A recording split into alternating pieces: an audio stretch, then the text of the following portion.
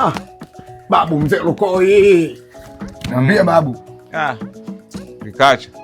Kama kawaida. Hii kazi ulionipa ni ngumu. Sasa babu, kazi gani? Ngo umekuja hapa Dar es Salaam, kazi una babu. Nimekuja michakato, nimekutafutia kazi ya ulinzi, ndo kazi ndio hii hapa. Kazi mimi nishinda. Hii nyumba ina majini kama hapa, mimi na macho tu. Babu, majini vipi sasa tena babu? Nyumba ina majini? Kazi mimi hapa. Babu, we mapepe wewe. Nimeshaga hili kazi. Sasa ukitafuta kazi hapa, unaweza kubeba viroba vya mkaa? Naweza. Bora ya hivi. Kubeba mchanga kuliko kukaa hapa na la macho. Yaani ukisinzia tu hapa bakola za nini unatembea hapo, msalie mtume.